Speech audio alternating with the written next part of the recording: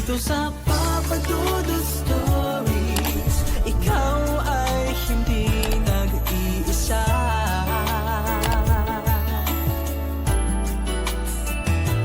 Dito sa Papa Dudut Stories, may nagmamahal sa'yo. Papa Dudut Stories.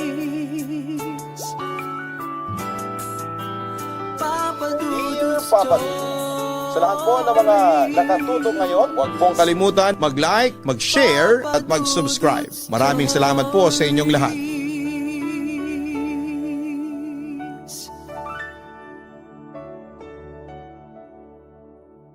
May mga bagay na wala tayong kontrol sa buhay.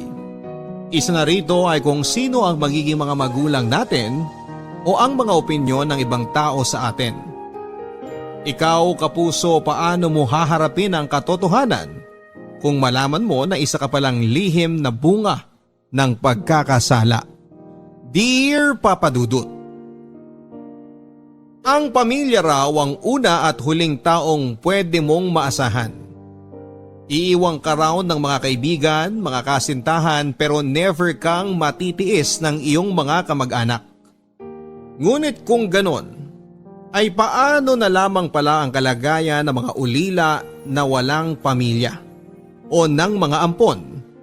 Lalo pa siguro yung mga taong sa paningin ng lipunan ay bunga ng skandalo't kahihiyan.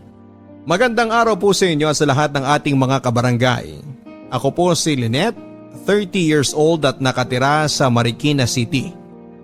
Pamilyado na po ako, may 2 anak at masasabi ko na sa kabila ng ating mga dinadanas ngayon dahil sa quarantine at pandemya ay medyo maayos at stable naman po ang aking pamilya.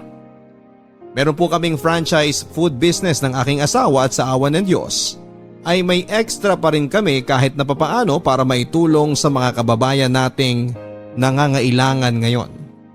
Ngunit kung ano man ang kaalwanan at stability na naranasan namin ng pamilya ko ngayon, ay kabaligtaran po ng naging karanasan ko noong bata pa ako.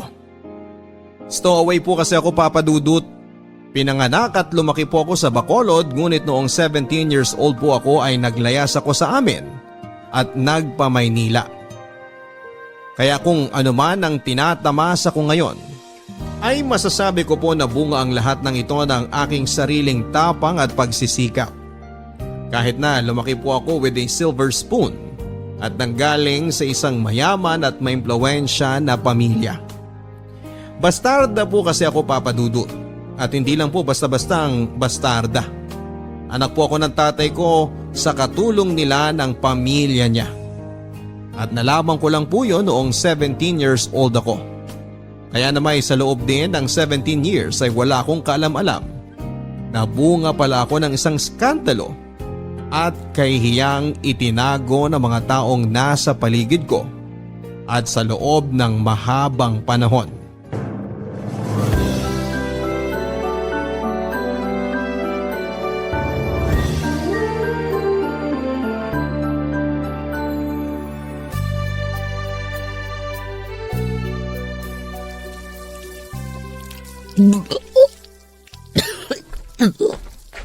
Napapadalas yata ang suka mo tuwing umaga.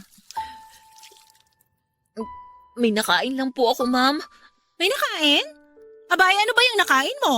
Bakit hindi mo pa yan ipatingin sa doktor? Wag na po. Mawawala din po siguro ito. Ah, hindi.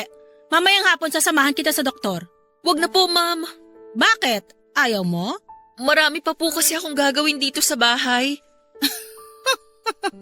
Amo mo ako. Ako na nga nagsabi na pwede ka mag-break ngayong hapon at ako pa mismo ang sasama sa'yo sa doktor dahil concerned ako sa'yo eh. Wag na po, ma'am. Okay lang po ako. Bakit? Natatakot ka bang malaman ko? Nabuntis ka? Po? Hindi po ako buntis. Saan niyo naman po nakuha yung... Eh bakit ka namutla bigla? Huling-huli ka na dyan sa reaksyon mo. Hindi po ako buntis, ma'am. Kahit na magmaluwag na damit ka pa araw-araw, mapapansin ko yung tiyan mo dahil buntis din ako. Alam na alam ko ang sintomas ng pagiging buntis. Hindi po, ma'am. Ilang buwan na yan? 4? 5? Sinong tatay niyan? Ma'am, hindi po ako buntis. Maniwala po kayo. Si Anton ba? Hindi po. Sino? Yung tatay ni Anton? O si Mang Ambo na 60 anyos na? Silang 3 lang naman ang mga lalaki dito sa bahay na to ah. Ma'am, hindi po talaga. Ano bang sigawan dito? Oh, bakit umiiyak si Cora? Umamin ka na, Anton! Umamin na kayo! Ano ba yan, Christina? Na naman ba tayo? Alam ko naman na naglalandian kayo eh! Yung mga tinginan nyo, akala nyo hindi ko napapansin? Ewan ko sa'yo. Tigilan mo na si Cora, ha? Tigilan, huwag mo akong talikuran! Yan ang problema sa'yo eh! Kapag kinukumpronta ka na, palagi mo akong sinashutdown! Palagi kang umiiwas! Dahil walang katotohanan yung mga sinasabi mo. Ah, ganon! Halika, tingnan mo to! Ma'am, ano pong ginagawa niyo? Tingnan mo kung gaano kalaki ang tiyan ng haliparot na to! Ma'am, tama na po. Ano ba, Christina? Para ka na nabubuang! Dahil ginagawa niyo akong tanga! Bakit hindi pa kayo umamin? Alam naman ng lahat ng tao dito eh! Nahahalata na ng lahat na kinakabit mo tong katulong natin! At hindi ko na kayang magpanggap na wala ko napapansin! Dugo! Inudugo kayo, ma'am! Mga hayop kayo! Calm down, Christina. Christina, everything's gonna be okay. Hayop kayo! Cora, sabihin mo kay Makambo, ihanda sa sakyan! Nakunan po ang legal na asawa ng aking ama na si Anton. At dahil din po sa nangyari ay nalantad na rin po ang katotohanan na nabuntis ng ama ko ang katulong nila ng pamilya niya na si Cora. Pero hindi po siya na ipaglaban ng tatay ko dahil katulong nga lang nila ito. At dahil nga po sa nangyari ay naging malaking iskandalo po sa immediate family ng tatay ko ang pagkabuntis niya sa katulong nila. Sa katunayan ay binalak pa nga po nila akong ipa-abort. Kaya lang ay hindi talaga pumayag ang nanay kong si Cora na malalim din ang takot sa Diyos. Bilang kapalit ay kinumbinsi na lamang po ng mga magulang ng tatay ko at ni Christina na kunin ako at palabasing tunay na anak ni na Anton at Christina upang makaiwas po sila sa kahihiyan. At bilang pangumpromiso ay nakiusap po ang nanay kong si Cora na hindi siya tanggalin sa trabaho para rin maalagaan niya ako kahit na papaano. Pareho po kasing maimpluwensya ang pamilya ng tatay ko at ni Christina sa probinsya. Sa katunayan ay nagbabalak pa po noon na tumakbo bilang board member ang tatay ni Christina. Kaya naman maski siya ay wala na ring nagawa ng ipuwersa sa kanila ng mga magulang nila na itago ang iskandalo sa pamamaraan ng pag-ampun sa akin at pagpapalabas sa ibang tao na ako ang ipinagbuntis niya. At 2 taon matapos po akong isinilang ay nabuntis pong muli si Christina. Nagsilang siya ng isang lalaki si JR na wala kong kalam-alam ay half brother ko lang pala.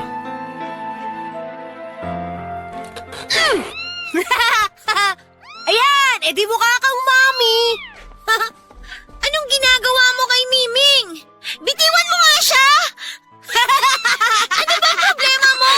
Bakit mo sinasaktan yung pusa ko? Naglalaro lang naman kami! Naglalaro? Minasking tape mo yung pusa! Ang OA mo naman! Hindi laruan yan! Kung sa'yo ko kaya gawin yan, di gawin mo! Matatanggal naman yan eh! Bakit akala mo hindi masakit yan pag tinanggal? Eto, sige! Subukan natin sa'yo! Aray! Mami! Mami! Anong nangyayari? Lynette! Ano ka ba? Nasisiraan ka na ba ng ulo? Ha? Tama na, Mami! Minasking tape niya kasi yung pusa ko eh! Pinaparamdam ko lang sa kanya yung ginawa niya! Pinaparamdam? Sasaktan mo kapatid mo para lang dyan sa pusa mo na yan? Napaka-bobo mo! Tama na po, Mami! Sorry po! Sorry po! Ma'am! Lynette! Tingnan mo itong ginawa ni Lynette kay JR! Namumula ang kilay! Minasking tape at saka tinanggal! Lynette! Bakit mo ginawa yun? Yaya! Yaya! Hindi ko naman po sinasadya. Binasking tape niya kasi si Miming eh. Habang tumatanda yung batang yan, sumasama ang ugali. Bukas na bukas, itapon mo yung pusa na yan, Cora. Wag! Anong wag? Pagsisimulan pa ng away nyo yan. Bukas ayoko nang makita yung pusa na yan dito. At kahit na kailan, ayoko nang makakita ng mga alagang hayop dito. Be! Buti nga sa'yo! Ha? Buwisit ka talaga, JR! Ano ba? Sinabi ko nang tumigil ka na eh! Mama! Tama na! Tama na ho! Kinabukasan ay hindi ko na nga po nakita ang aking alagang kuting papadudot. Tandang-tanda ko, hindi po ako matigil sa kakaiyak noon. Napakasakit po sa dibdib ko dahil kuting lang po yun na galing kalsada at sumunod sa akin sa pag-uwi ko. Akala ko po'y na-rescue ko na siya, ayun pala'y ibabalik din siya sa kalsada. Medyo nahimasmasan lang po ako ng konti noon nang sinabi sa akin ni Nanay Cora na hindi naman daw niya itinapon ang kuting, kundi ay ibinigay daw niya sa kamag-anak nila para masigurong mapupunta ito sa mabubuting mga kamay. Sa totoo lang po, papadudot, bata pa po ako ay may pakiramdam na akong ampon ako. Kahit na kamukhang kamukha ko po ang tatay ko. Bata pa kasi ako ay never ko na pong naramdaman na mahal ako ng itinuturing kong nanay na si Christina. Maski ang mga lolo at lola ko ay cold ang pakikitungo sa akin. At halatang may paborito po silang lahat. Si JR. Ang tatay ko naman po ay sala sa init, sala sa lamig. Kung minsan ay mabait sa akin pero madalas ay pakiramdam ko'y napakalayo niya sa akin. At sa loob po ng mahabang panahon ay binagabag ako kung ano ba ang mali sa akin. Inisip ko kung ano ba ang pagkukulang ko. Masipag ako mag-aral, may itsura naman ako, masunuri naman ako. Iniisip ko noon ay baka dahil babae kasi ako at mas pinapapaboran nila si JR dahil siya ay lalaki. Yun pala ay mas malalim ang kadahilanan at higit sa lahat ay wala naman pala akong kasalanan. Sa loob ng mahabang panahon ay si Nanay Cora lamang ang pakiramdam ko'y kakampi ko sa bahay na yon. At may mga araw na iniisip ko na sana'y siya na lamang ang naging nanay ko. Wala akong kaalam-alam na yon pala ang totoo. Barangay Love Stories. Barangay Love Stories. Ang mga Kapuso shows mapapanood at mapapakinggan din abroad via GMA Pinoy TV, GMA Live TV at GMA News TV channels. Para mag-subscribe, visit www.gmapinoytv.com. Follow us also at GMA Pinoy TV on Facebook, Twitter, Instagram, YouTube, Viber, and TikTok for the latest updates on Kapuso programs, artists, events, promos, and more. Salamat, Kapuso! Barangay Love Stories. Barangay Love Stories. Noong 16 years old po ako, sa kasamaang palad ay na-stroke po si Nanay Cora at hindi na niya naigalaw ang kalahati ng katawan niya. Dahil sa mga nangyari ay pina-early retirement na po siya ng mga lolo at lola ko. Sobrang lungkot ko po noon, papadudot. Mula pagkabata hanggang 16 years old ako ay si Nanay Cora na ang nagpalaki at umaruga sa akin. At ang tanging naging kakampi ko sa bahay na yon. Pero ano nga ba naman ang magagawa ko? Tadhana na ang may kagustuhan noon.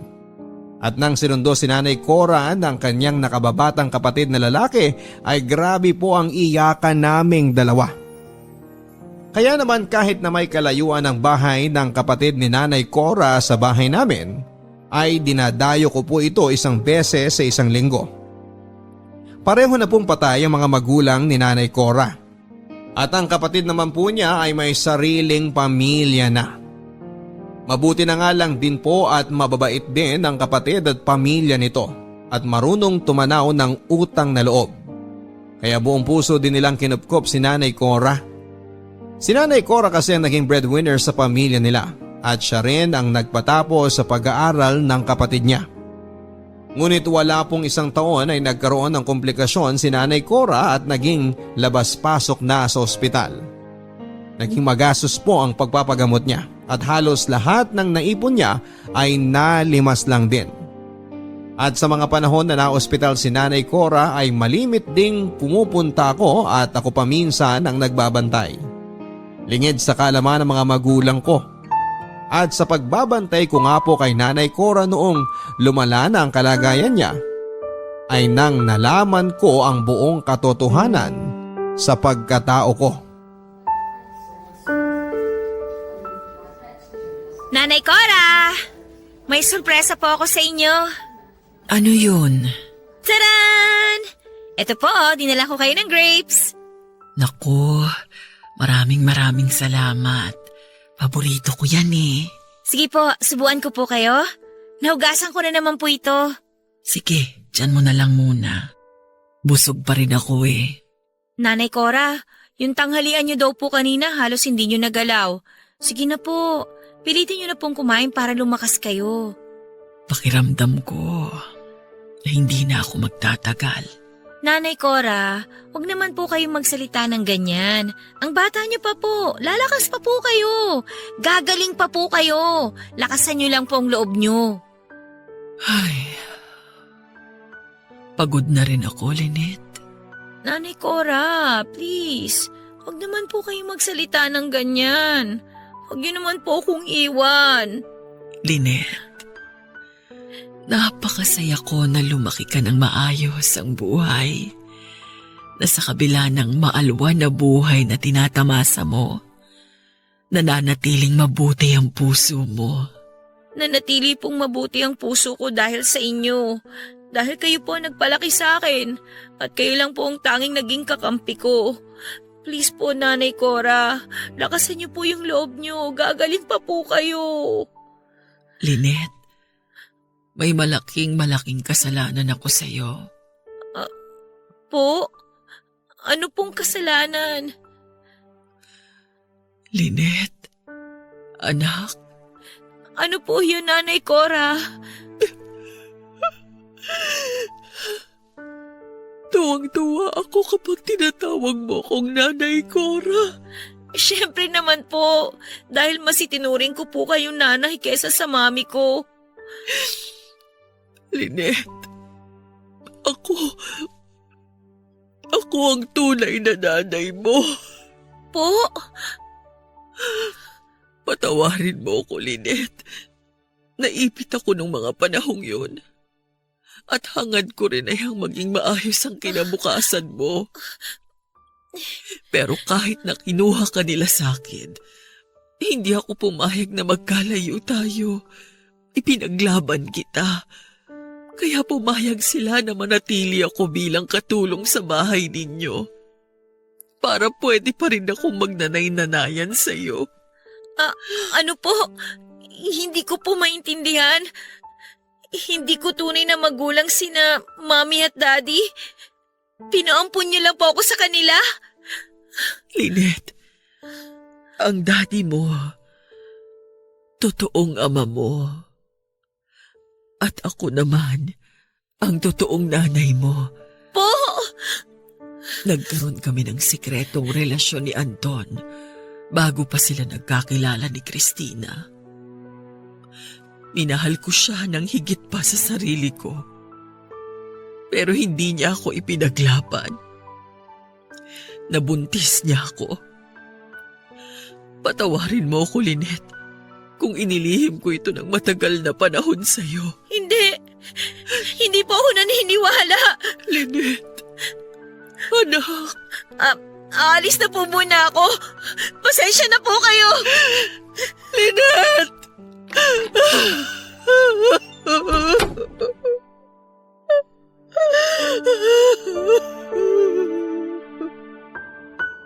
Para po akong binuhusan ng malamig na tubig sa mga narinig kong ipinagtapat sa akin ni Nanay Cora Papadudut. Sa sobrang shock po ay umalis po ako kaagad ng ospital at naglakad-lakad kung saan-saan na parang tuliro sa kakaisip. Nakakahiya man pong aminin pero ang naging instinct ko po ay mahiya. Mahiya na anak ako ng isang katulong. Hiya na bastarda pala ako. Hindi ko po alam kung paano ko ipoproseso ang impormasyong yon, kaya't nilihim ko po muna kina mami at daddy ang sinabi sa akin ni Nanay Cora. At the same time, matapos pong sabihin sa akin yon ni Nanay Cora ay bigla pong nagswak ang lahat sa utak ko. Kung anak niya nga ako, ayun palang dahilan kung bakit never kong na-feel na minahal ako ng mga magulang ko at mga lolo at lola ko. Hindi pala yon guni-guni, may pinanggagalingan pala. At higit sa lahat ay may dahilan pala kung bakit mas malapit ang loob ko kay Nanay Cora dahil siya pala ang tunay na ina ko. Ngunit matapos ang ilang araw ay nakatanggap po ako ng tawag mula sa kapatid ni Nanay Cora. Umanaw na raw po siya. At isa po yun sa pinakamabigat na pinagsisihan ko, Papa Dudut. Ang hindi man lamang ako nakapagpaalam sa kanya bago siya namatay. Ang hindi ko man lang naiparamdam sa kanya na pinapatawad ko na siya kung kinakailangan niyang gawin ang pagpapaampon sa akin noon. Ang hindi ko man lang naipaalam sa kanya na tinatanggap ko siya. Kahit pakatulong lamang siya ng mga kinilala kong magulang. At sa kabila noon ay mahal na mahal ko siya. Daddy, Mami, pwede ko po ba kayo makausap? Tungkol saan? Tungkol po kay Nanay Cora. Anong tungkol sa kanya? Daddy, namatay na po si Nanay Cora. Ano? Ganun ba? Magpapadala na lang tayo ng abuloy sa mga kamag-anak niya. Bago siya namatay, may sinabi siya sa akin. Anong sinabi niya sa'yo? Na anak niya raw ako. Ano ka ba? Nagpapapaniwala ka doon? Totoo ba, Daddy? Hindi! Paano ka naman niya magiging anak? Dahil naanakan niyo raw siya. Ano? Lynette, naririnig mo ba kung gaano ka-imposible ang sinasabi mo? Oo nga naman, Lynette. Ano ka ba naman? Sa tingin mo ba papato lang daddy mo sa isang katulong lang? At mas una niyo raw siyang minahal kesa kay Mami. Nahibang na ata sa sakit yung babae na yan bago mamatay. At pinilit niyo raw siya na ipaampun ako sa inyo dahil nakunan si Mami sa anak ninyo. At magiging isang malaking kahihiyan kung malalaman ng mga tao na nakabuntis kayo ng katulong, lalo na't nasa gobyerno Tumahimik ka! Bakit kayo apektado? Dahil totoo! Christina, ano ba? Lynette, kung ano man yung sinabi sa'yo ni Cora, walang katotohanan. Oo! Totoo ang lahat ng sinabi ng parasito na yon. Inakit niya ang tatay mo dahil nangangarap siyang yumaman. Akala niya ganun lang kadali yon? Hangal siya kung naniwala siyang pakakasalan ng isang dugyot na kagaya niya ng tatay mo. Christina, tama na! At totoong bastarda ka. Anak ka ng katulong. Kaya sige, ipagkalat mo sa lahat yan. Babalik din yan sa'yo. Lahat ng tao pagchichismisan ka, pagtatawanan ka. Dahil anak ka na nga sa labas, ang nanay mo pa, katulong. Sampid ka lang dito. Ang sasama ninyo!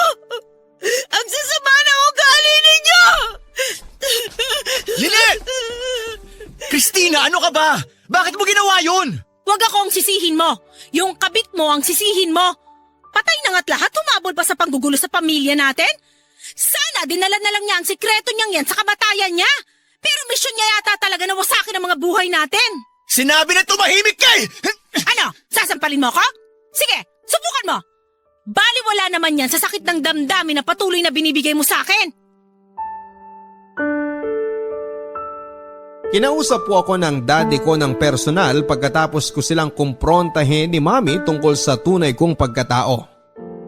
Pagkatapos niya pong mag-sorry ay nakiusap lang po siya sa akin na huwag ko na lang daw ipagsabi sa ibang tao ang nalaman ko. Para daw sa ikakatahimik ng lahat ay ibaong ko na lang daw po kung ano man ang nalaman ko tungkol kay Nanay Cora. At mas makakabuti din daw po yun sa akin kesa malaman pa ng mga tao na bastarda ko. Look at the bright side na lang daw po. At mabuti nga daw po na kahit na ganoon ang nangyari ay kinilala pa rin ako bilang tunay na anak ng mami ko at ng mga lolo at lola ko. Aaminin ko, Papa Dudut, na natukso na po akong itago na nga lang din po ang katotohanan. Natakot kasi akong husgahan at kutsain ng ibang tao. Pero hindi ko po kaya na magpanggap bilang isang tao na hindi naman ako. Sapat nang ako na lang ang niloloko nila. At hindi tama na pati sarili ko ay lolokohin ko rin. At dahil alam ko po na kahit na anong gawin ko ay never akong magiging sapat. At never akong matatanggap ni na mami at ng mga lolo at lola ko. Kahit na ano pang maging achievement ko sa buhay dahil sa paningin nila, isa akong malaking pagkakamali at kahihiyan. Ay minabuti ko po na maglayas na lang. Binenta ko po ang aking cellphone at iba pang mga gamit ko. At ang perang nakuha ko ay ipinambili ko ng tiket ng barko papunta ng Maynila. At ang natira ay ginawa kong puhunan para makapagsimula ng bagong buhay sa edad na 17 years old. Barangay Love Stories. Barangay Love Stories. Ang mga Kapuso shows mapapanood at mapapakinggan din abroad via GMA Pinoy TV, GMA Live TV at GMA News TV channels. Para mag-subscribe, visit www.gmapinoytv.com. Follow us at GMA Pinoy TV on Facebook, Twitter, Instagram, YouTube, Viber, and TikTok for the latest updates on Kapuso programs, artists, events, promos, and more. Salamat, Kapuso! Barangay Love Stories. Barangay Love Stories. Wala po ko halos kaalam-alam sa Maynila pagdating ko dito. 2 beses pa lang po akong nakakapunta ng Maynila at sa parehong okasyon ay kasama ko ang aking pamilya para magbakasyon. Nagstay muna ako sa isang mumurahing hotel ng 2 araw at ang una ko pong ginawa ay naghanap ng bed space. Sinuwerte naman po akong makahanap din kaagad ng murang dormitory para sa mga babae. At ang sumunod ko pong ginawa ay ang maghanap ng trabaho. Sa awa naman po ng Diyos ay mababait din ang aking mga nakasama sa dorm. Karamihan ay mga estudyante. At nirefer nila ako sa isang internet cafe kung saan ay natanggap po ako bilang all-around na katiwala. Matapos ng ilang buwan ay nag-18th birthday na po ako. At tinarget ko na pong mag-apply sa call center dahil alam kong malaki ang sasahurin ko doon. Bala ko po kasi ang ituloy ang aking kolehiyo at mag-working student. At dahil magaling naman po ako sa English ay agad din po ako nakapasok. Nang mga panahon na yun ay wala pong nakakaalam ng totoo kong pagkatao. Liban sa mga papeles na kailangan ko pa rin lagyan ng totoo kong impormasyon. Kapag nagkikwentuhan kami ng mga kaibigan ko ay sinasabi ko na lang na patay ng pareho ang mga magulang ko at solong anak lamang ako para wala ng tanong-tanong.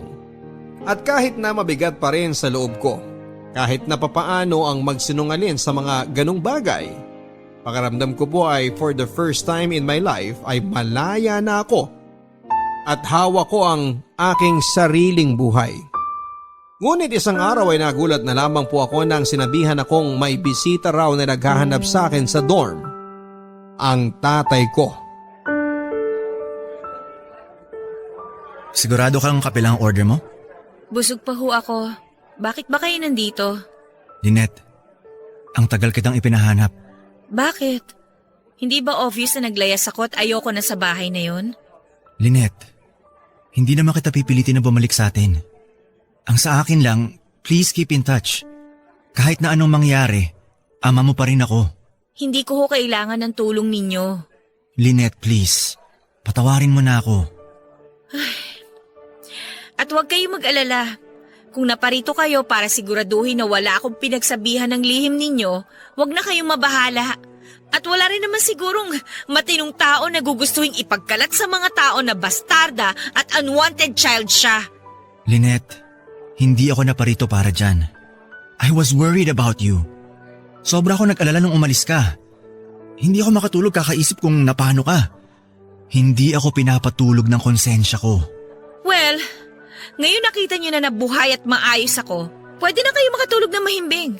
Isa pa, 18 years old na ako. Kaya legal na akong mabuhay ng mag-isa. Lynette, alam kong marami akong pagkakasala pero please, paniwalaan mo na hindi ka bunga ng pagkakamali, okay? Minahal ko ang nanay Cora mo. Binata pa ako noon. Ni hindi ko pa nga kilala si Christina, nagmamahalan na kami ni Cora. Walang kwenta ang pagmamahal na hindi kayang ipaglaban. Sinasabi niyong minahal niyo si Nanay Cora, pero ang pinakasalan niyo si Christina? Ni hindi niyo pa siya binigyan man lang ng respeto na itigil ng relasyon ninyo nung ginawa ninyong girlfriend si Christina. Ginawa niyo pang kabit si Nanay Cora! Patawarin mo ko. Na-imagine niyo ba yon kung gaano siguro yun kasakit sa kanya? At hindi lang siyang sinaktan ninyo eh. Maski si Christina. Pinaikot niyo silang dalawa dahil duwag kayo. Dahil sarili niyo lang iniisip niyo. Makasarili kayo. At dahil sa ginawa ninyo, ang daming nasaktan. Ang dami ninyong niloko. Pati ako.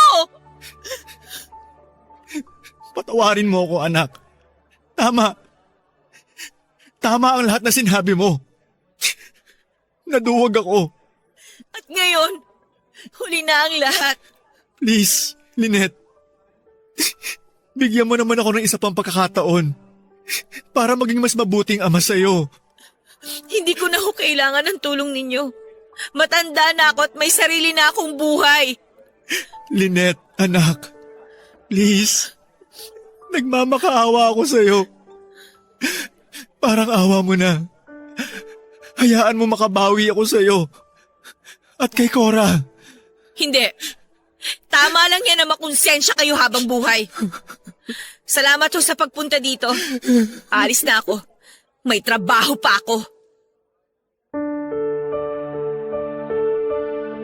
Sumubok pa pong kumontak ang ama ko sa akin pero hindi ko na po ito pinansin.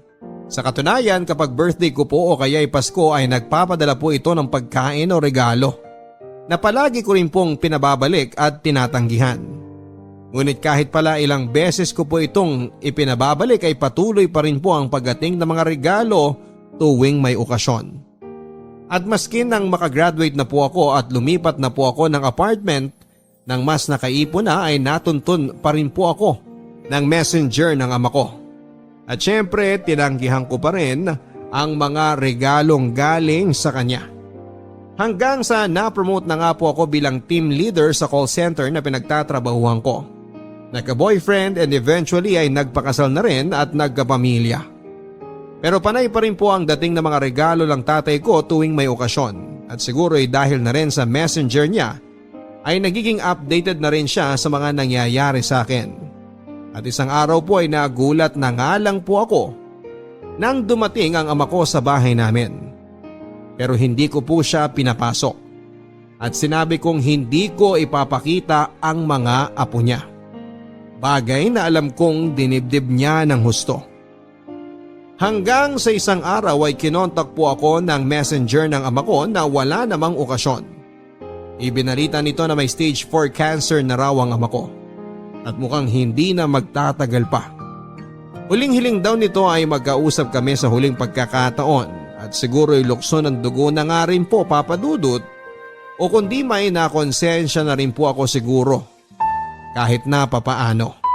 Kaya't naisipan kong bumalik sa probinsya kasama ang pamilya ko and for the first time ay magkakaroon na kami ng totoong closure ng ama ko.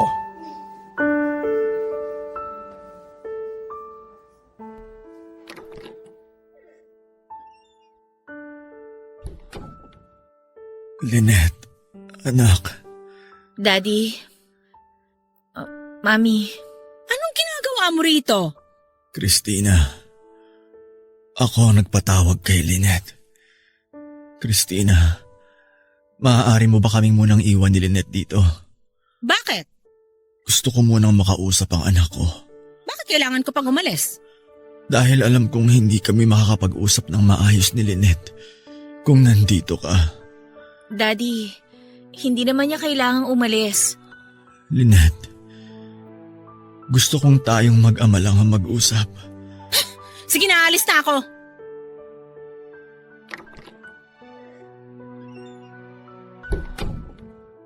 Bakit niyo pa ho pinaalis si Mami? Dahil ayaw kong marinig niya ang sasabihin ko. Lynette, patawarin mo na ako. Huwag niyo na po masyadong i-stress ang sarili niyo. Lynette, ang dami kong pagkakamali na nagawa sa buhay. At ayoko mamatay nang hindi ko itinatama yon. Sa'yo, sa nanay Cora mo. Huwag niyo na pong alalahanin yun. Sigurado akong matagal na kayo napatawad ni Nanay Cora bago pa man ninyo hingi ng kapatawaran niya. Patawarin ninyo ko, Lynette. Patawarin niyo ko ng nanay Cora mo. Naging mahina ako. Hindi ko kayo ipinaglaban. Nagpadala ako sa takot sa mga magulang at sa sasabihin ng ibang tao. Naging makasarili ako. Nauunawaan ko na po kung kinakailangan ninyong gawin yun noon at pinapatawad ko na rin po kayo.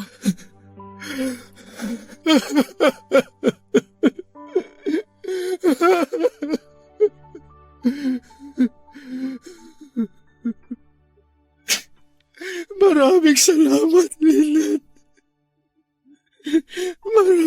Maraming salamat. Tahan na po.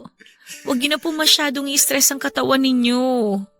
Lynette, bayaan mo ako na itama ko ang lahat, okay?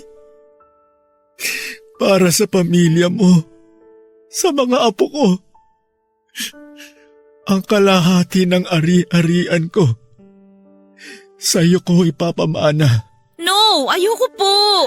Lynette, naisulat na namin yun ng abogado ko.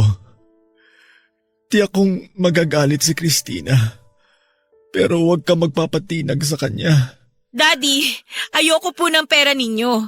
Kaya nga po ako umalis sa atin para mapatunayan ko na kaya kong mabuhay ng mag-isa nang hindi nakaasa sa yaman ninyo ni Mami. Lynette, alam ko naman yun. Pero please, this time, sana tanggapin mo na ang regalo ko sa huling pagkakataon. Parang hindi na po ma-stress pong lalo si Daddy ay sinabi ko na rin po na tatanggapin ko ang mana ko kahit na wala naman talaga akong balak na kunin yon. Isa pa ay alam ko rin pong magiging isang malaking issue sa mga kamag-anak ko kapag tinanggap ko ang pera. Lalo pat mulat sa pool ay sampid lang naman ang tingin nila sa akin. Kinagabihan ay sinama ko na rin po ang aking asawa at mga anak upang ipakilala kay Daddy at sa puntong yon ay si Christina na po mismo ang umalis ng kwarto. Kinabukasan ay pumanaw na rin po kaagad ang ama ko, Papa Dudut. At sa totoo lang po kahit na napakarami po akong hinanakit sa kanya ay bumuhos ang lahat ng luha ko. Kahit na pakiramdam ko ay matagal na rin naman akong nag-iisa. Sa puntong yun ay biglang nilunod po ako ng realidad na ulila na ako at patay na ang parehong taong naging dahilan ng pagkakasilang ko sa mundo. At kahit papaano ay nagpapasalamat ako at lumambot ako sa huling pagkakataon at nakipag-ayos sa ama ko bago siya lumisan. Sa halip na umuwi ay nagpasya po kami mag-asawa na magstay na lamang po muna kami ng pamilya ko sa probinsya hanggang sa lamay ng daddy ko. Ngunit unang gabi pa lamang po ng lamay ay hindi na maganda ang dinanas namin. Parang mga multo po kami doon, walang pumapansin na talagang ipinaramdam ng lahat, lalo na si Christina na hindi kami welcome doon. Samantala ang ibang mga malalayong kamag-anak naman at mga kakilala ay tinitingnan kami at pinagchichismisan. At ang iba'y makikipag-usap lamang para mag-fish ng impormasyon kung bakit ako nawala at ano nga ba ang nangyari. At sa puntong yun ay narealize ko po na kumalat na yata ang chismis sa aming lugar tungkol sa tunay kong pagkatao. At dahil sa mga naging karanasan sa unang gabi ng lamay, ay minabuti ko na lamang po namin ang pamilya ko na magstay na lamang sa hotel at huwag nang pumunta sa lamay at ang puntahan na lang ay ang mismong libing ng aking ama. Sa katunayan nga po ay nagpasya na rin po ako na huwag nang isama ang pamilya ko sa libing dahil alam kong mas marami ng tao doon. At baka dumating na rin ang half-brother kong si JR na alam kong kasing lalalang ng ugali ni Christina. At nang pumunta po ako sa libing ay hindi nga po ako nagkamali ng inaakala. Oh, andito ka pa pala. Magpapaalam lang ho ako kay Daddy. Wow! Buti naman at naisipan mong dumaan. Hindi ba nakakaistorbo sa paglalamierda ng pamilya mo yung pagpunta nyo dito? Ano? Hindi kami naglalamyerda. At saka teka, bakit bigla yatang big deal ang pagpunta ko dito ngayon? Nung nasa Lamay ako, parang multo ang pakikitungo ninyo sa amin ng pamilya ko Anong gusto mo? Magpa-party kami na bumalik ka? Ang problema sa'yo mula noon hanggang ngayon, gusto mo na sa'yo ang atensyon. Excuse me? Kaya nga ako umalis di ba? At saka bakit parang ang lakas yata ng loob ninyo ngayon na mag-eskandalo? Bakit? Natanggap niyo na ba na alam na ng buong barangay na anak ako ni Daddy kay Nanay Cora? Walang hiya ka? Hoy! Kung bumalik ka lang dito para manggulo, pwede ba umalis ka na lang?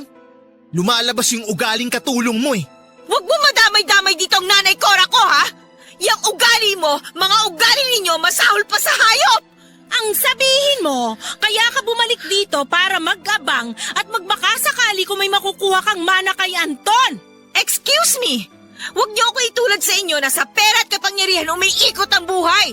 Kaya hindi ka taka-taka kay Nanay Cora na in love si Daddy Dahil sa bahay na yon, si Nanay Cora lang ang totoong tao! At lahat kayo, mga hunyango! Tumigil ka na sa kakadada mo! Huwag mong saktan ang anak ko! Wala ka talagang modong babae ka? Hindi mo na binigyan ng kahihiyan ng burol ni Anton? Kayo ang nagsimula! Tinatapos ko lang! Halika! Sumama ka sa akin! Ilalabas na kita ng bahay! Wala kang kwenta! Hindi ka na babae dito! Sige, Sampit ka lang! dahil ako mismo nga Alasin mo! Sige! Magsama-sama kayong mabulok sa pera at kayabangan ninyo! Sa puntong yon ay nawala na po talaga ako ng pagtitimpe at pinatulang ko na ang pangaalipusta ni Christina at ni JR. Malakas po ang loob ko dahil alam kong wala naman ang pamilya ko doon. At lahat ng mga tao sa libing ay matagal nang walang amor at pagpapahalaga sa akin. Kumbaga ipapahiya ko man ang sarili ko. I have nothing to lose sa mga taong yon. Kaya tinodo ko na lang po at nilabas ko na ang lahat ng aking naipong galit at hinanakit sa angka ng tatay ko. Talagang binurn ko na po ang bridge sa side ng tatay ko ng mga araw na yon. Pero matapos lamang po ng ilang linggo ay kinontak naman po ako ng abogado ng tatay ko para daw pag-usapan namin ang last will nito at ang mamanahin ko. Sinabi ko po na hindi po ako interesado sa mana, pero nangulit pa rin po ito ng nangulit. Hanggang sa blinako na nga lang po ang number. Pero isang araw ay nagulat na lamang po ako na ang pinakasusok lamang kong 2 tao ay kumontak sa pinto ng bahay namin, Papa Dudut.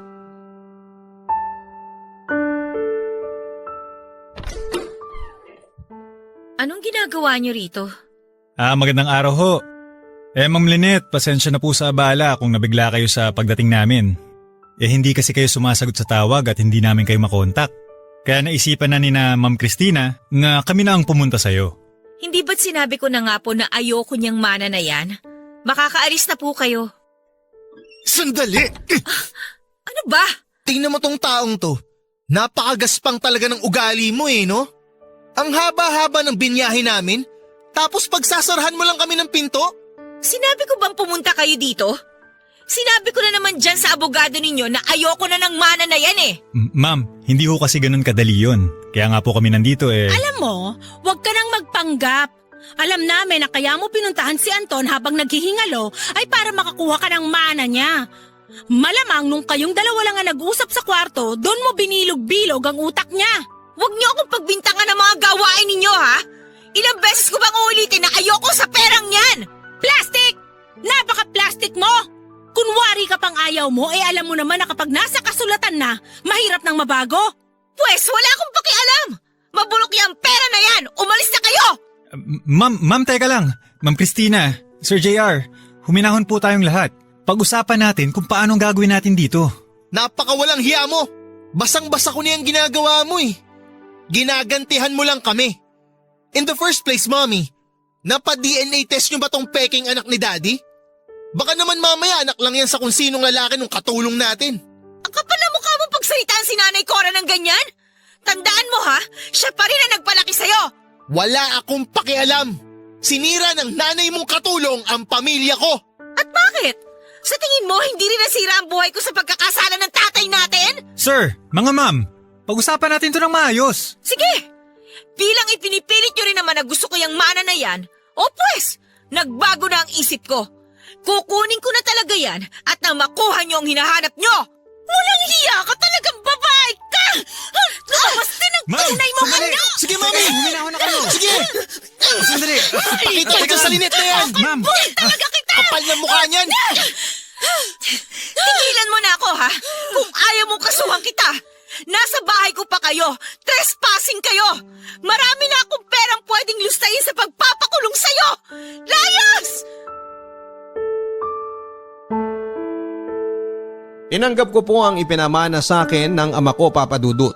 Sa totoo lang ay medyo malaki po talaga ang iniwan niya.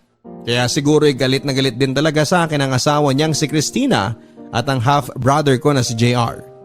Dahil baka iniisip nila na hindi ko deserve ang pamanahan dahil anak lang ako sa labas. Gayon pa man ay hindi ko po ginamit yon para sa sarili ko ang perang nakuha ko.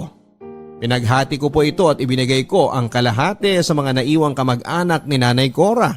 At ang kalahati naman po ay itinabi ko sa bangko at sa stock market para sa kinabukasan ng anak ko. Hindi ko na rin po sinabi sa asawa ko at mga anak ko ang totoong halaga ng ipinamana sa akin ng ama ko. Ayaw ko rin po kasi na makampante sila sa buhay. Lalo na ang mga anak ko. At ang gusto kong maranasan din nila ang maging masipag at masinop sa pera. At kung ano man yung nakatabing pera para sa kanila ay pang backup at pang emergency na lamang. At kung hindi man ay ipapahawa ko sa kanila kapag alam kong disiplinado na sila para ma-manage ito ng maayos. Hindi ko na rin po muli pang nakita sina Christina at JR at ang iba pang mga kamag-anak ko. At ayoko na rin pong makita o makasalamuha pa silang muli. Kung ano man po ang iniisip nila sa akin ay bahala na sila doon. Ang mahalaga ay tahimik at maayos ang buhay ko nang hindi ako umaasa sa pera o impluwensya nila. At higit sa lahat ay may sarili na akong pamilya na maayos at nagmamahalan. Bagay na alam kong never nilang mararanasan at never nilang mabibili ng pera. Ang inyong forever ka barangay, Lynette. Fight or flight, tumakas o lumaban. Ang dalawang reaksyong yan lang daw ang maaaring pagpilian ng isang taong may kinakaharap na pagsubok. Ngunit sa kaso ni Lynette ay ginawa niya ang dalawa. Tinakasan niya ang kanyang mapang-alipustang pamilya upang makapagsimulang muli at igiit ang kanyang puwang sa mundo at karapatan na mabuhay ng may dignidad at respeto sa sarili sa kabila ng kanyang pagiging bastarda at anak sa kasambahay. Maraming salamat, Lynette, sa iyong matapang na pagbabahagi ng iyong buhay. Naging masalimuot man ng iyong nakaraan ay talagang nakaka-inspire na hindi ka nawala ng loob at tinalikuran pa ang maluwang buhay na iyong nakasanayan. At bagkos ay ginamit mo ang iyong hinanakit sa pamilya mo bilang motivation para maabot mo ang payapa at masayang buhay na iyong pinapangarap. Higit sa lahat ay masaya ako na ngayon ay may sarili ka ng pamilya at maayos at tunay na nagmamahalan. Hanggang sa muli mga kapuso, ako po si Papa Dudut sa mga kwento ng pag-ibig, buhay at pag-asa. Dito sa Barangay Love Stories #1. Ang buhay ay maiwaga, laging may lungkot at saya. Sa Papa Dudut Stories, laging may karamay ka. Mga problemang kaibigan, dito ay pakikinggan ka. Sa Papa Dudut Stories, kami ay iyong kasama. Dito sa Papa Dudut Stories, ikaw ay hindi nag-iisa.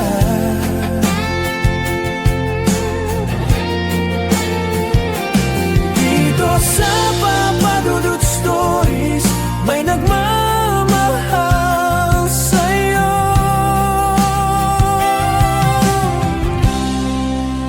Papa Dudut Stories. Papa Dudut Stories. Papa Dudut Stories. Iyaniti. Dito sa Papa Dudut Stories, ikaw ay hindi nag-iisa.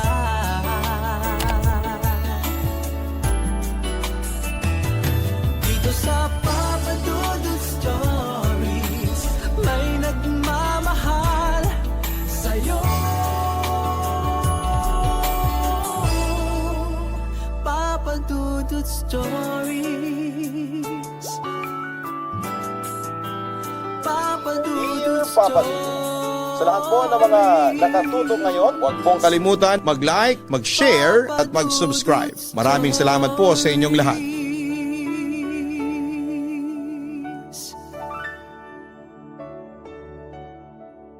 Sa laban ng buhay, hindi sapat ang husay at determinasyon. Mahalaga din ang maging patas anuman ang maging hamon para sa natatanging ambisyon. Ikaw kabarangay, anong kaya mong gawin para maisakatuparan ang matagal mo nang pinapangarap?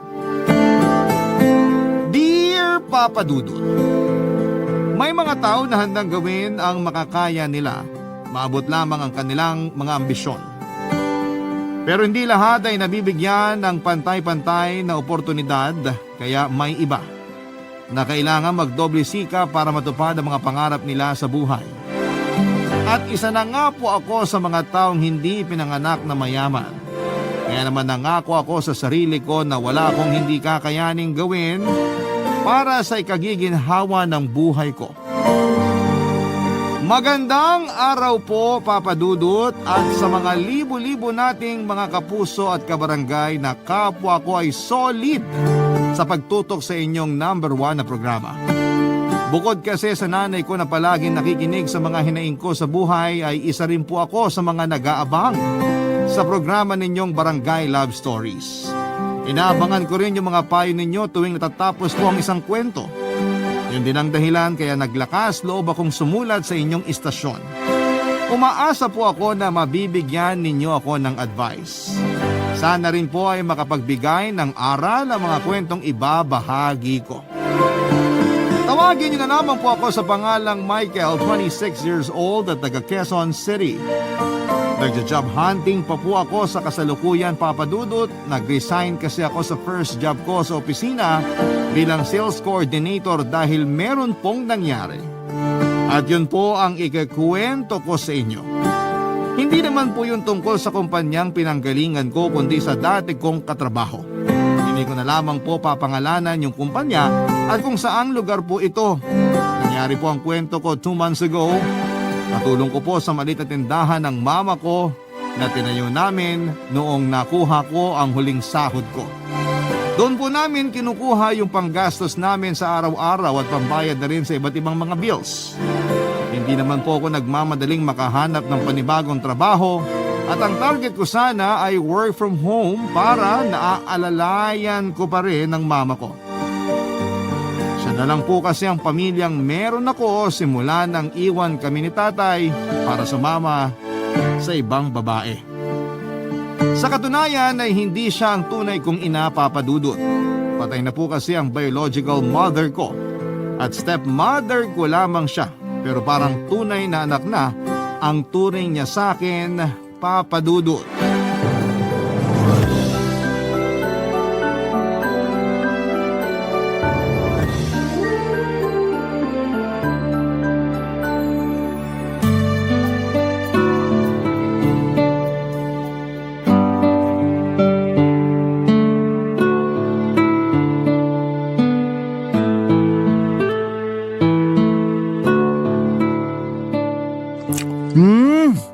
Sarap naman itong ulam. Nak, kain ka lang ha. Opo, ma. Dami ko nga po nakain eh. Gusto ko kasi mabusog ka. Unang araw mo ngayon sa trabaho kaya dapat may lakas ka. Hindi ka dapat lalamya-lamya para di ka pagalitan doon. Ma naman, parang bigla po tuloy ako natakot. At saan ka naman natatakot? Doon po sa sinabi nyo. Paano kung pagalitan nga ako kasi lalamya-lamya ako sa trabaho? Kaya nga, kumain ka. Kung hindi ka gutom, mabilis ka makakapag-isip. Magiging listo ka, hindi ka mapapagalitan. Tsaka, kabago-bago mo pa lang, pagagalitan ka na. Sobrang sama naman ang ugali nila nun. Di naman po yun may iiwasan kapag nagtrabaho ka na sa opisina. Kahit baguhan ka pa lang, mabilis ka na dapat pumick up para di ka magkaroon ng image na mabagal at tatanga-tanga. Uy, sobra naman sa tatanga-tanga. Siyempre tuturuan ka pa lang naman doon. Wala namang sanggol na kakapanganak pa lang tapos marunong na agad maglakad. Kaya nga po pagsisikapan kong matuto ng mabilis. Kung kailangan ko mag-overtime para pag-aralan yung mga ginagawa ng mga kasamahan ko, gagawin ko. Gusto ko pong maregular, ma. Para magkaroon na rin tayo ng benepisyong pabigas nila kada buwan. Talaga? May pabigas sila? Opo, kalahating kaban po kada regular na empleyado. Nabasa ko sa kontrata na pinirmahan ko. At sinabi rin naman ng HR nung interview. Kaya nga natuwa ako kasi malaking tulong din po yun sa atin, ma. Sa bagay, sa mahal ba naman ang bigas ngayon sa palengke, malaking tulong na talaga yung pabigas na yan sa opisina nyo. Kaya galingan mo, nak. Ipakita mo sa kanila na kayang-kaya mong sumabay kahit baguhan ka pa lang. Salamat, ma. Pero kabado pa rin po ako eh. Oh, bakit ka naman kinakabahan? Kasi baka pumalpak ako. Kung papalpa ka man, siguraduhin mong makakabawi ka sa susunod. Huwag mo lang susukuan yung ginagawa mo. Magbubunga rin yan ng matamis sa dulo. Salamat sa mga payo mo, ma. Walang anuman, nak. Hayaan mong pagaanin kong loob mo pag kinakabahan ka at pag pinagdududahan mo yung sarili mo. Hindi ko po kasi mapigilan kasi di rin naman ako matalino. Sakto lang. Ano bang pinagsasasabi mo? Nagsasabi lang naman po ako ng totoo. Wala po akong mga special awards nung nag-aaral ako, di ba? Di katulad ng mga kaklase ko na talagang proud na proud yung parents na kasama nilang umakyat sa stage habang sinasabitan sila ng medalya. Proud din naman ako sa'yo kahit wala kang special awards at hindi ako umakyat sa stage para magsabit ng medalya sa'yo, Michael.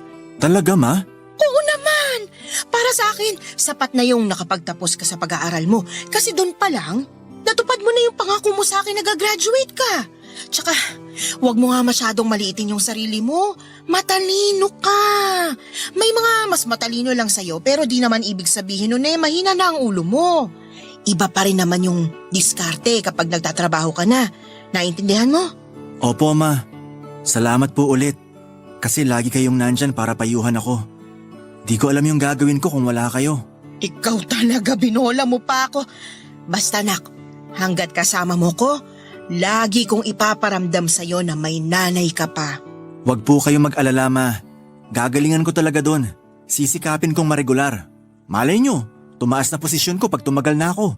Kapag nangyari yun, hindi nyo na kailangan pang magtrabaho sa initan para sa panggastos natin araw-araw. Salamat na kasi naiisip mo ko. Pero ayos lang naman ako eh. Kaya ko pa naman magbanat ng buto. Intindihin mo yung trabaho mo. Magtulungan tayo para matupad yung mga pangarap mo para sa pamilya natin. Malaki po ang respeto at pagmamahal ko kay Mama Papa Dudut. Lagi niya kasing sinasabi na kahit na hindi ako nanggaling sa sinapupunan niya, galing naman ako sa puso niya. Nagkakilala sila ng papa ko noong 8 taong gulang ako.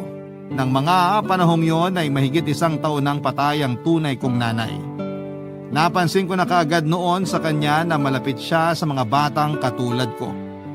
Kaya naman nung tumira na siya sa amin ay nabawasan ang pangungulila ko sa namayapa kong ina. Maganda po si Mama, makinis ang balat niya, maputi at mas batang tingnan kesa sa edad niya. Kahit na umabot na siya sa edad niyang 50, ay hindi pa rin masyadong nagbago ang itsura niya. Pero noong lagi na siyang babad sa init habang nagtitinda ng street foods, ay medyo nangitim at ngumaspang na ang kanyang balat. Ang pagtitinda ni Mama ang bumuhay sa aming dalawa noong iniwan kami ng tatay ko pagkalipas ng 2 taon na magkakasama kami sa isang bubong. Para sa akin ay napaka walang kwenta niyang lalaki dahil nagawa pa niyang ipagpalit kami sa ibang pamilya. Hindi ko alam kung ano ang dahilan niya pero siguro kahit na ano pang mangyari ay hindi ko makakalimutan ang ginawa niya. Hindi lang siya nakontento at naging mas mapaghanap pa nung hindi siya mabigyan ni Mama ng anak. Matapos kasing magpa-check up noon, nalaman namin na baog pala si Mama. Simula noon ay iginapang na ni Mama ang pag-aaral ko hanggang makapagtapos ako ng kolehiyo sa kursong Business Administration. Hindi naman po ako matalino, kumbaga average student lamang. Pero may mataas akong pangarap. At yung pinakauna sa lahat ay ang mabigyan na maginhawang buhay ang nanay ko.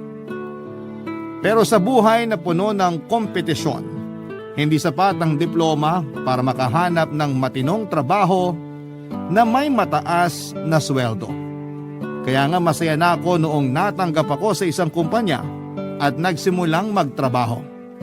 Pero dahil ordinaryong empleyado lang ako, naghangad po ako na umangat sa posisyon ko. Pero na-realize ko na hindi rin pala ganon kadaling makaakyat sa corporate ladder, lalo na kung wala ka pang napapatunayan. Malaking bagay din pala pag may pagkasipsip ka sa mga boss para mag-level up ka naman.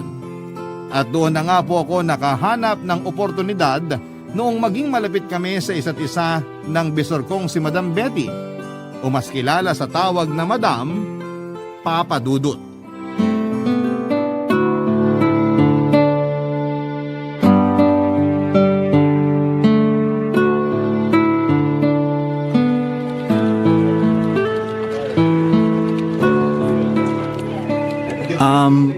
Good morning po, madam. Good morning din. Sino ka nga ba uli? Michael po yung pangalan ko. Taga sales department po ako. Coordinator po. Okay. Pasensya ka na, Michael. Alam mo naman 3 department yung hawak ko tapos ang dami ring bago kaya hindi ko na kinikilala isa-isa. Pero pamilyar yung mukha mo sa akin. Nagkita na tayo sa mga meeting, tama? Tama po. Pero ako po yung laging nasa likod. Ganun ba? Dapat pumunta rin kayong mga coordinator sa unahan para mas maging pamilyar kayo sa kalakaran ng trabaho natin. Madam, nakakahiya naman po kasi. Yung mga account executive po yung nakaupo lagi sa unahan kasi mas matataas sila sa amin. Hayaan mo, sa susunod na meeting, pauupuin ko sila sa likod. Pero ayos lang po ba yun? Oo naman. Ako naman supervisor nyo. Nga pala, anong kailangan mo sa akin? Ay, oo nga pala. May dala po akong sales report, yung pinapapasa nyo po. Eto po. Lagay mo na lang sa mesa ko. Salamat. Sige po. Alam mo, cute ka. Po? Sabi ko, cute ka. Kahawig mo yung panganay ko. Ilang taon ka na ba? 25 po. Kaka-25 ko lang po 2 months ago. Mas matanda lang yung bunso ko ng 1 buwan, pero mukha kang mas mature tingnan. Tapos, matangkad ka pa. Siguro matangkad tatay mo. Opo. Ganun nga po. Sabi yung ex-husband ko kasi kinulang sa height, kaya di masyadong matangkad mga anak ko. Pero okay na rin, nagmana naman sila sa akin ng talino. Nag-gym ka ba? Laki kasi ng muscles mo eh. Laki rin ang katawan mo, pati yung muscles mo sa binti. Dati po. Pero sa mga bakal gym lang po. Kakilala ko kasi yung may-ari kaya nakakalibre ako. Wala naman po kasi akong pambayad sa mga mamahaling gym eh. Kaso, ayun nga po. Lumipat na sila ng pwesto. Sa mas malayo na kaya di na ako nakakapagbuhat. Pero kung ako sa'yo, aalagaan ko yung katawan ko kasi maganda. Baka mapakinabangan ko. Ano pong ibig niyong sabihin? I mean, malay mo, may kumuha sa'yo para magmodelo. Papasa kang model ng mga panlalaking underwear sa mga brochure. Pag nangyari yun, wag mo akong kakalimutan ha? Parang imposible naman pong mangyari yun. Kasi wala naman akong kakilala na nagkatrabaho sa ganon. Tsaka bihira lang naman po akong lumabas pagkatapos ng trabaho. Kailangan ko po kasing tulungan yung mama ko sa mga paninda niyang fishball at mangga. Hindi lang pala maganda katawan mo. Masipag ka rin. Hanga ako sa'yo. Sigurado ako na dadalin mo sa trabaho natin yung sipag mo. Oo naman po. Kahit na baguhan pa lang po ako, pinapangako ko na magiging masipag ako. Ganyan nga. Yan yung mga gusto ko sa mga baguhan. Gigil sa trabaho. Sana naman hindi yan mawala kahit na matagal ka na rito. Yung iba kasi dyan, bumilang lang ng taon, patamad na ng patamad. Kaya hindi umaasenso. Hindi ko nakikitaan ng potensyal para i-promote sa mas mataas na posisyon. Kaya ikaw, Michael, ayusin mo. Para pag natuwa ako, pwede kong ilakad sa management natin yung promotion mo. Pwede po akong ma-promote kahit baguhan pa lang ako? Oo naman. Dito sa kumpanyang to, pantay-pantay tayo. Walang lamangan. Kahit baguhan ka pa lang. Sa edad na 49, isa lang ang masasabi ko kay Madam. Hot Mama. May 2 na siyang anak na halos kaedad ko lamang din pero hiwalay na siya sa asawa. Yon ang narinig ko sa mga kumakalat na kwento sa opisina namin tungkol sa kanya. Matagal na rin siya sa posisyon niya bilang supervisor, mahigit 30 years na rin. Bukod sa pagiging matalino ay sexy din siya, Papa Dudut. Maraming kalalakihan sa production at sa floor namin ang halos maglaway na sa kanya. Pero bibihira lang siyang gumiti at makihalubilo sa mga subordinate niya, Papa Dudut. Sabi ng ibang empleyado roon ay wala pang nakakahuli sa kiliti ni Madam. Pero may usap-usapan din na mahilig siya sa bata at may naging karelasyon na sa mga tauhan niya ng palihim. Hindi naman yon napatunayan, umalis na rin yung lalaking sangkot doon, siguro ay para na rin makaiwas sa gulo at kung ano pang mga issue. Pero hindi ko po yun masyadong inintindi dahil aminado akong nahulog na ako sa pagiging sweet sa akin ni Madam Betty. Pakiramdam ko ay mag-inang nag-aalaga sa akin. May inang nag-aalaga sa akin sa pinagtatrabahuhan ko.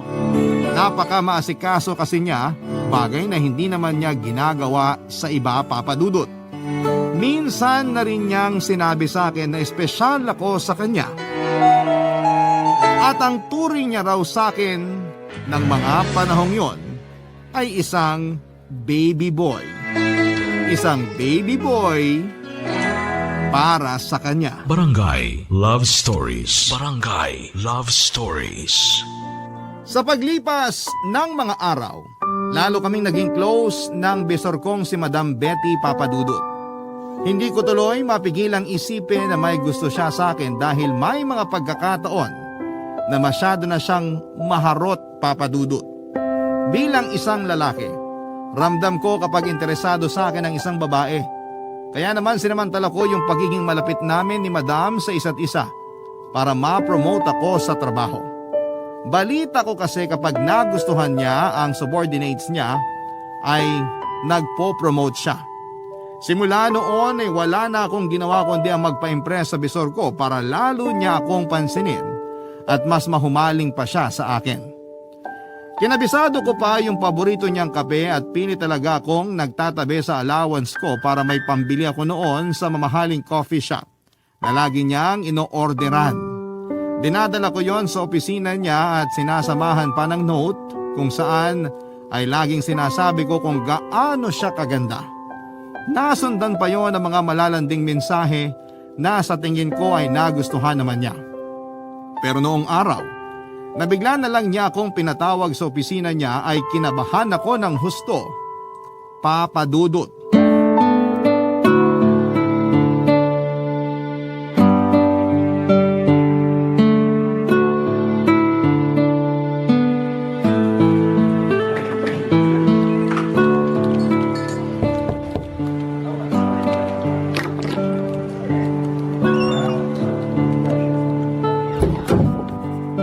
Maupo ka muna, Michael.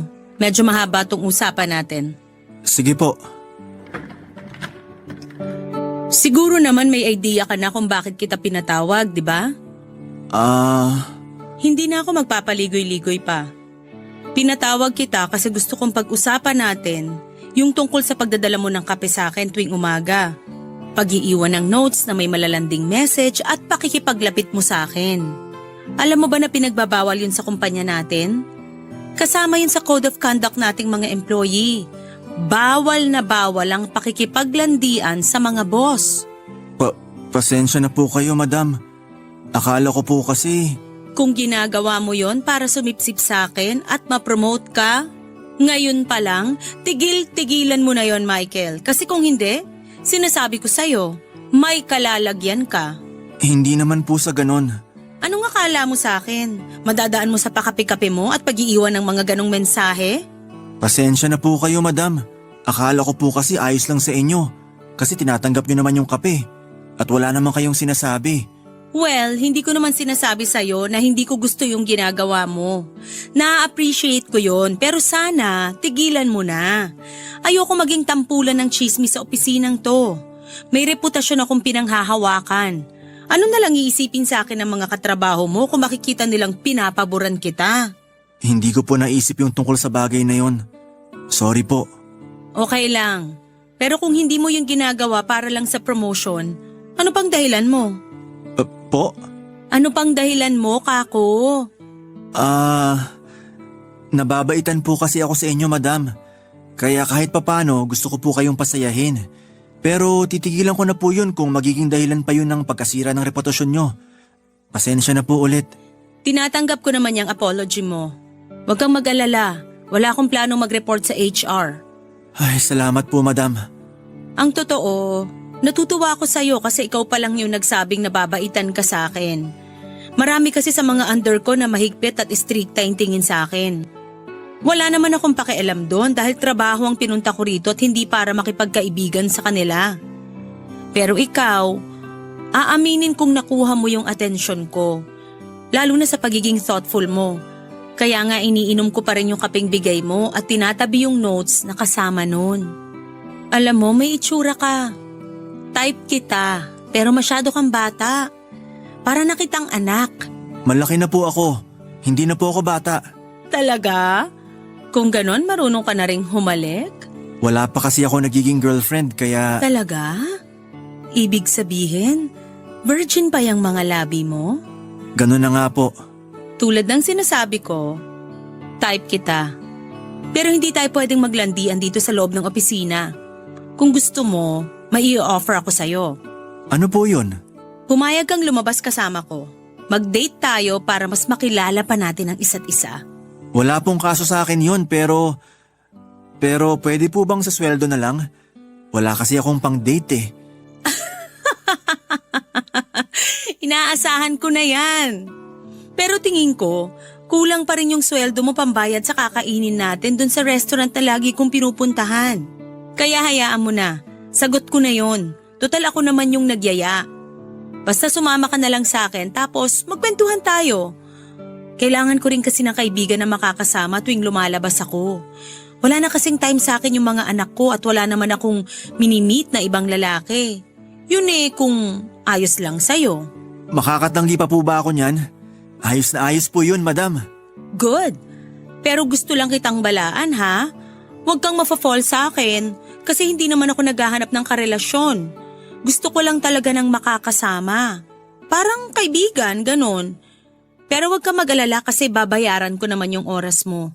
Hindi ka malulugi sa akin. Grabe ang kabako ng panahon na yon, Papa Dudut. Akala ko kasi ay sisibakin na ako sa trabaho dahil sa mga pinaggagawa ko. Mabuti na lang at iba pala ang rason ng bisor ko nung pinatawag niya ako at lumabas ako noon ng opisina niya na may ngiti sa mga labi. Matapos ang naging alok niya sa akin. Pero syempre, sinekreto namin yon dahil ayaw niyang mapulaan ang mga higher boss namin. Baka raw kasi madamay pa ang posisyon niya sa trabaho, bagay na sinang-ayunan ko naman noon. Simula noon ay binawasan ko na ang pagiging malapit sa kanya tuwing nasa opisina para ipakita sa mga katrabaho namin doon na walang namamagitan sa aming dalawa. Tapos doon na nga po may nangyayaring milagro sa amin ni Madam sa labas ng opisina. Palihim po kaming nagkikita para mag-date, Papa Dudut. Sinasama din niya ako sa mga lugar na lagi niyang pinupuntahan na noon ko pa lamang napuntahan sa tanang buhay ko. Madalas po yun sa mga mamahaling mall, restaurant at pasyalan. Binilhan niya rin po ako ng mga magagandang klase ng gamit tulad ng cellphone dahil lagi kong nirereklamo yung lumang modelo na ginagamit ko. Outdated na rin kasi yon, kaya may mga pagkakataon na naglalag at namamatay na lamang bigla, lalo na kapag tinatawagan. Hindi ko naman po kasi priority ang pagbili ng gadget ng panahong yon dahil kung hindi sapat ay kulang pa ang perang kinikita ko sa trabaho. Kaya laking pasasalamat ko nang dumating sa buhay ko si Madam Papa Dudut.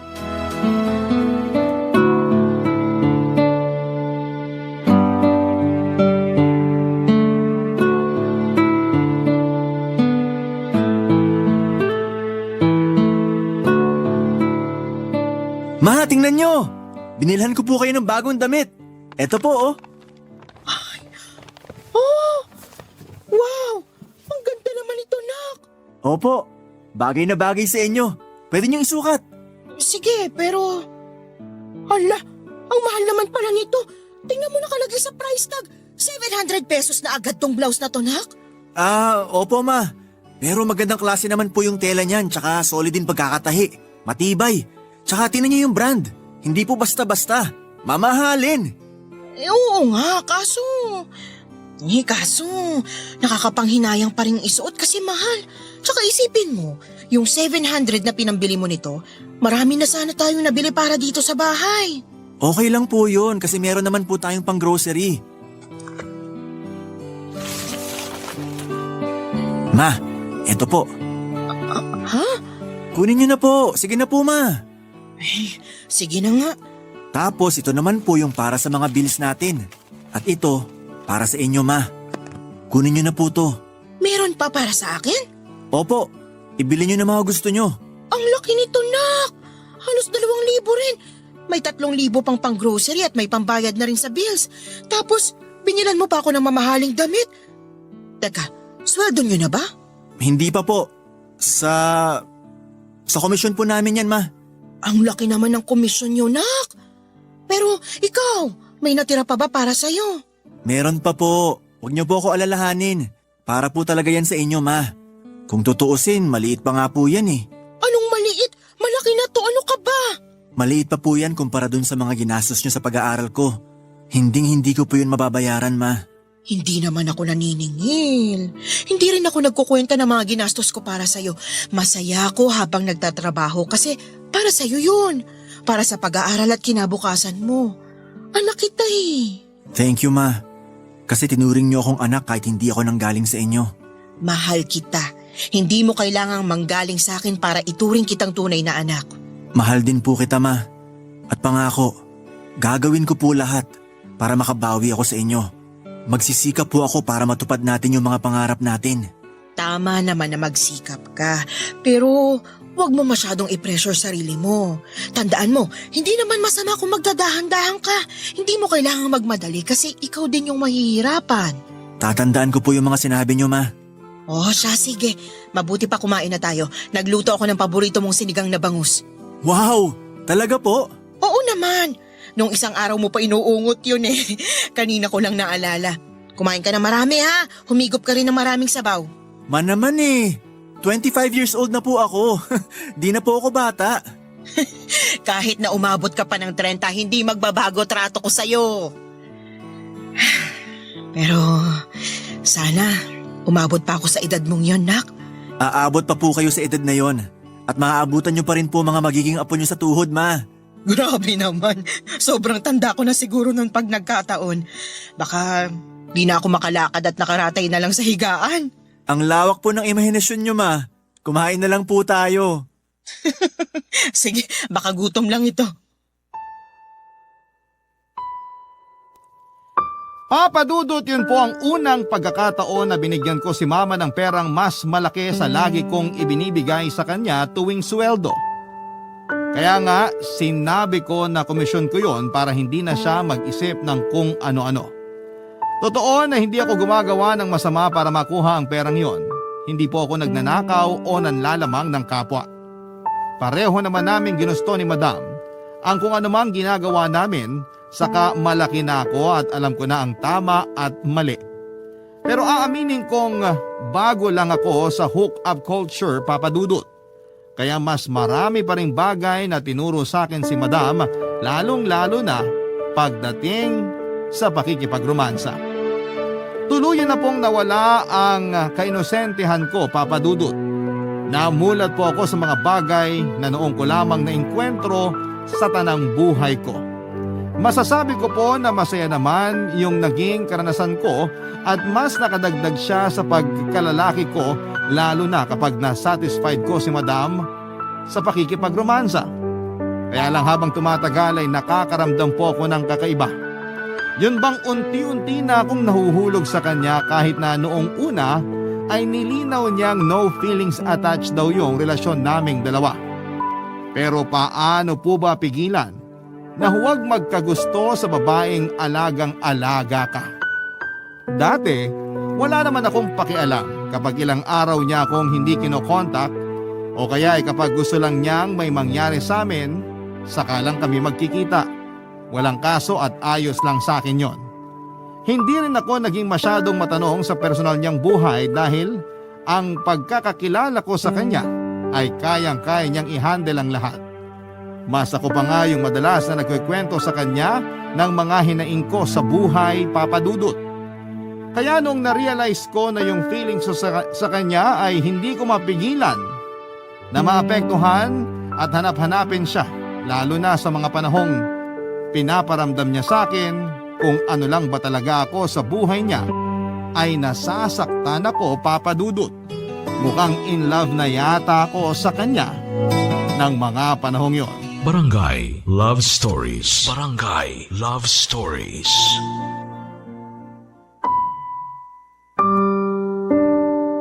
Papa Dudut, sinubukan kong baliwalain ang nararamdaman ko para sa bisor ko dahil akala ko ay hindi pa naman yon gaanong kaseryoso at pwede ring mawala. Pero hindi po ganon ang nangyari dahil mas lalo pang lumalim yon. Umabot na yon sa puntong pinagseselosan ko na rin ang simpleng interaksyon niya sa mga kaopisina namin. Lalo na kung pakiramdam ko ay hindi lang yon simpleng usapin tungkol sa trabaho. Tapos lahat ng bagay tungkol sa kanya ay nakikialam na ako, Papa Dudut. Pati personal niyang buhay, kasama na ang mga anak at dati niyang kinakasama ay inuusisa ako na rin. Kaya madalas na niya akong kinakainisan. Simula noon ay naging malamig na po ang pakikitungo sa akin ni Madam. Hindi na niya ako madalas kinokontak, Papa Dudut. At kahit tuwing nagkikita kami sa opisina ay hindi na rin niya ako pinapansin tulad ng dati. Malamang ay busy na siya sa mga katrabaho kong lalaki na nakakuha ng atensyon niya. Hindi ko mapigilang magdamdam dahil sa mga nangyari, napaka-unfair kasi na parang basura na ang turing niya sa akin matapos niya akong gamitin at pakinabangan. Kaya nga isang araw ay hindi na ako nakatiis at kinumpronta ko na siya, Papa Dudut.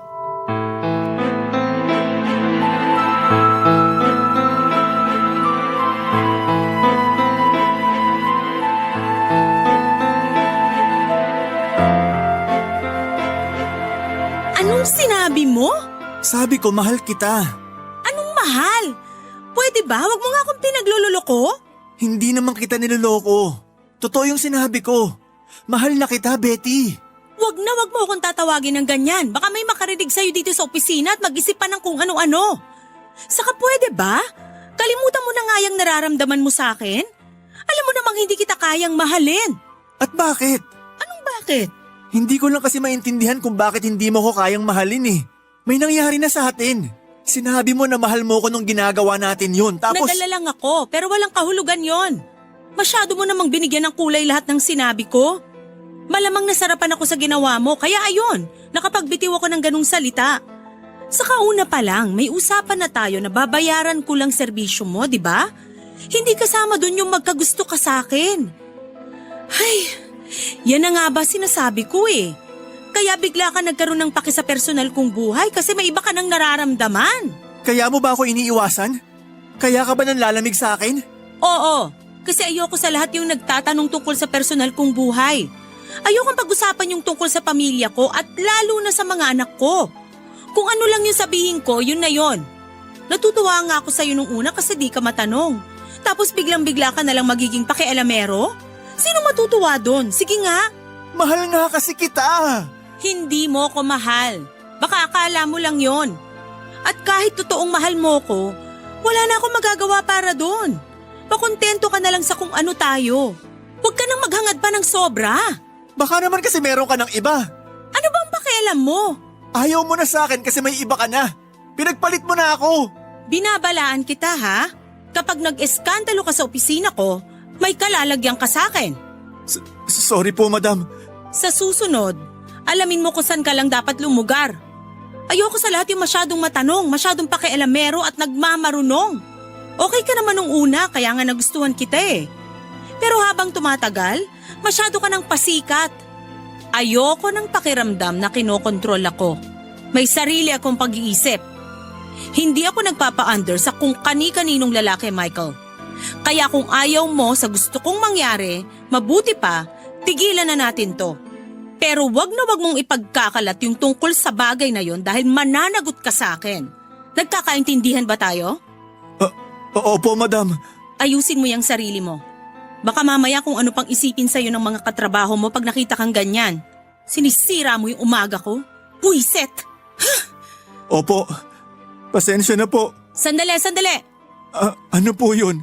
Basta yung usapan natin ha. Huwag kang magkakamali na magkwento kung kani-kanino kasi may kalalagyan ka. Alam mo kung anong posisyon ko rito kumpara naman sa'yo. Opo. Naiintindihan ko po. Hindi ko po ipagkakalat yung nangyari. Yan yung gusto ko sa'yo. Masunurin ka. Sana hindi ka magbago. Huwag kang kagaya dun sa mga senior mo na matatagal na sa kumpanya kaya suwail na't makakapalang muka. Sige na, umalis ka na. Para po akong binuhusan ng malamig na tubig matapos kong marinig ang mga sinabi sa akin ni Madam Papadudot. Tagos hanggang buto ang mga binitawan niyang salita kaya naman kahit nawala na ako sa opisina niya ay parang napapakinggan ko pa rin yon. Hindi po ako makapaniwala na sa loob ng maiksing sandali ay wala man lang ni katiting na pagmamahal na nabuo para sa akin ng bisor ko. Akala ko kasi ay nagkakagusto na rin siya sa akin noon matapos yung mga bagay na ginagawa namin. Pero mali pala ako ng akala lahat ng yon ay wala lang sa kanya. Pakiramdam ko ay ginamit niya lamang ako.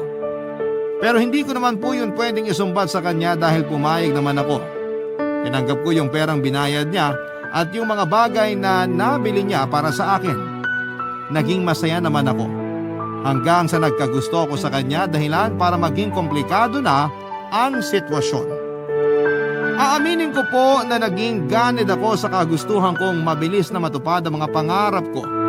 Akala ko ay kaya ko nang magdesisyon ng mabuti at tama para sa sarili ko pero noong ko lang napagtanto na nakakaawa pala ako. Hiyang-hiya po ako sa sarili ko at hindi ko po alam kung paano ako uusad.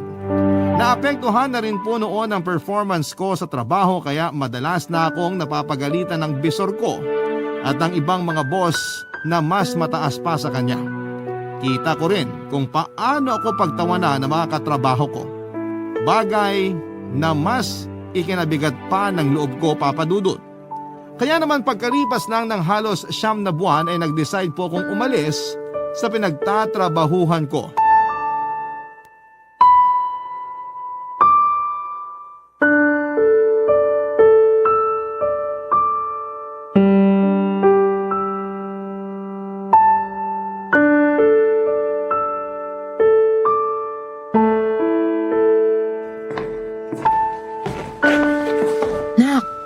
May sakit ka ba?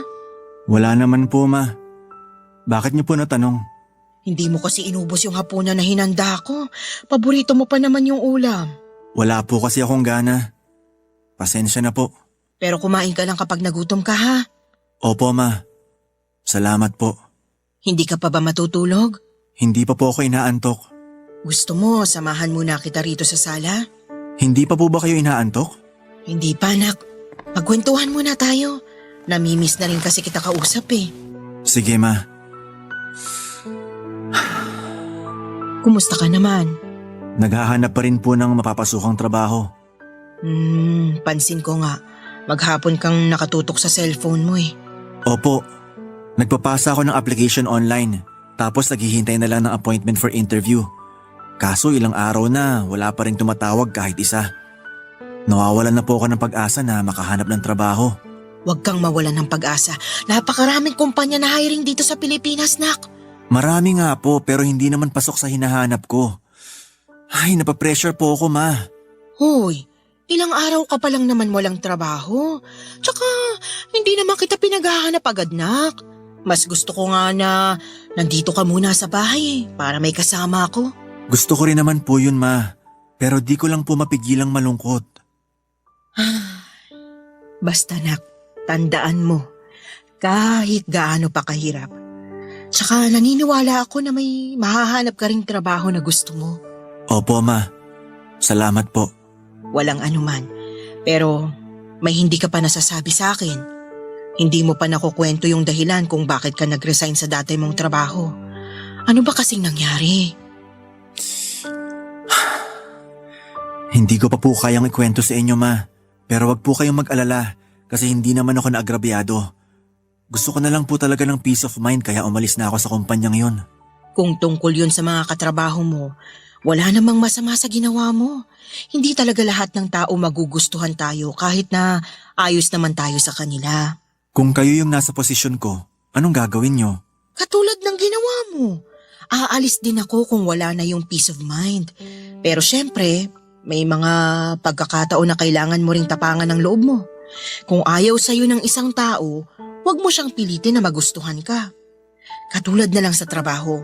Pumasok ka lang para magtrabaho. Kung may makikipagkaibigan sa'yo doon, bonus na lang yun. Salamat po sa mga payo, ma. Bata ka pa. Marami ka pang tao na makikilala. Magiging kaibigan mo sila, magiging malapit sila sa puso mo. Pero minsan, kailangan mong magpaalam sa kanila kasi hindi na sila pwedeng maging parte pa ng buhay mo. At ayos lang naman yun kasi umuusad tayo. Yan po ba yung mga bagay na natutuhan nyo sa buhay? Sa tinagal-tagal ko nang nabubuhay sa mundong ito, marami-rami na rin akong karanasan sa mga taong ganyan. Yun bang dumating, tapos nang iwan? Katulad po ni tatay? Oo, pero nakaraan na yun. Nakausad na ako kasi nandiyan ka naman. Ikaw yung hindi ko hinanap, pero kusa kang dumating. Kahit hindi kita tunay na anak, mahal kita. At nagpapasalamat ako sa Diyos na pinagkaloob ka niya sa akin. Ako rin, ma. Nagpapasalamat din po ako sa Diyos kasi naging mama ko kayo. Kaya promise po, hinding-hindi ko kayo iiwanan.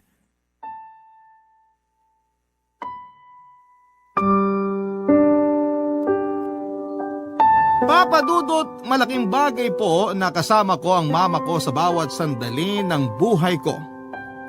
Marami kasi siyang payo na tumatak sa isipan ko na nagagamit ko sa mga sitwasyon tulad ng pinagdaanan ko. Kahit na hindi ako perpektong anak at marami akong maling desisyon sa buhay, ay hindi pa rin ako pinabayaan ng Diyos na malugmok sa isang sitwasyon na magpapahirap sa akin ng sobra. Sa kasalukuyan ay masaya po akong tumutulong kay mama sa munti naming tindahan, Papa Dudut. Masasabi ko rin na mas maluwag na yung buhay namin kaysa dati at masaya na rin po ako dahil hindi na kailangan ni mama na magtinda sa labas. Marami po ako na-realize sa buhay. Isa na doon yung kapag may mga bagay tayong gusto, pagsikapan nating makamit yon. Pero huwag tayong magmadali para maiwasan ang mga pagkakamali na maaari nating pagsisihan sa bandang huli. Hanggang dito na lamang po ang kwento ko, Papa Dudut. Maraming salamat po sakaling mapili po ninyong i-ere ang istorya ng buhay ko. Sana nga po ikinapulutan po ito ng aral at ng inspirasyon ng mga kabarangay natin. God bless and more power sa Barangay Love Stories. Ang inyong forever kapuso at kabarangay, Michael. Ang buhay ay maiwaga, laging may lungkot at saya. Sa Papa Dudut Stories, laging may karamay ka. Mga problemang kaibigan, dito ay pakikinggan ka. Papa Dudut Stories, kami ay iyong magkasama. Dito sa Papa Dudut Stories, ikaw ay hindi nag-iisa.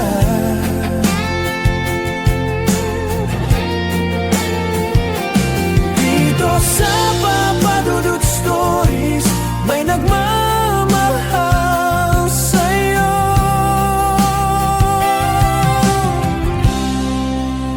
Papa Dudut Stories, Papa Dudut Stories, Papa Dudut Stories.